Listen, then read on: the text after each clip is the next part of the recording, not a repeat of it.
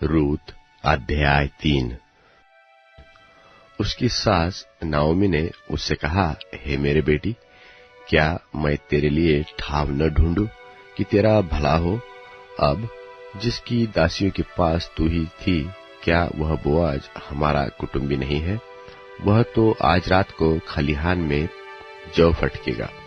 तू स्नान कर, तेल लगा, वस्त्र पहनकर खलिहान को जा। परंतु जब तक वह पुरुष खा पी न चुके, तब तक अपने को उस पर प्रकट न करना, और जब वह लेट जाए तब तू उसके लेटने के स्थान को देख लेना।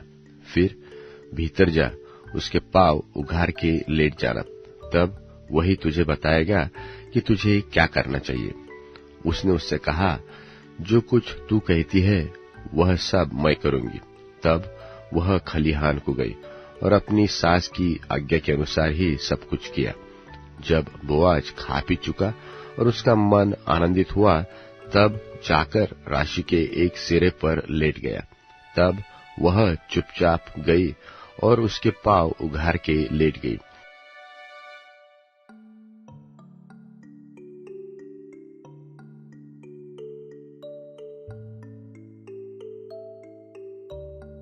आधी रात को वह पुरुष चौंक पड़ा और आगे की ओर झुककर क्या पाया कि मेरे पांव के पास कोई स्त्री लौट लेटी है। उसने पूछा, तू कौन है? तब वह बोली, मैं तो तेरी दासी रूत हूं। तू अपनी दासी को अपनी चद्दर उड़ा दे, क्योंकि तू हमारी भूमि छुड़ाने वाला कुटुंबी है।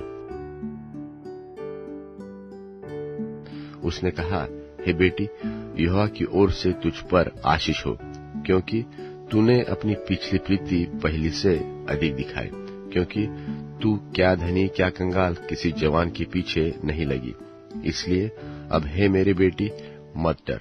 जो कुछ तू कहेगी मैं तुझसे करूंगा, क्योंकि मेरे नगर के सब लोग जानते हैं कि तू भली स्त्री है, और सच तो है कि मैं छुड़ाने वाला कुटुंबी हूं। तो भी एक और है जिसे मुझसे पहले ही छुड़ाने का अधिकार है। सो रात भर ठहरी रह, और सवेरे यदि वह तेरे लिए छुड़ाने वाले का काम करना चाहे तो अच्छा, वही ऐसा करे। परंतु यदि वह तेरे लिए छुड़ाने वाले का काम करने को प्रसन्न न हो, तो यहोवा के जीवन की शपथ, मैं ही वह काम करूंगा। भोर तक लेटी रहे। तब वह उसके पांव के पास भोर तक लेटी रही, और उससे पहले कि कोई दूसरे को चिन्ह सके वह उठी और बोआज से कहा, कोई जानने न पाए कि खलिहान में कोई स्त्री आई थी।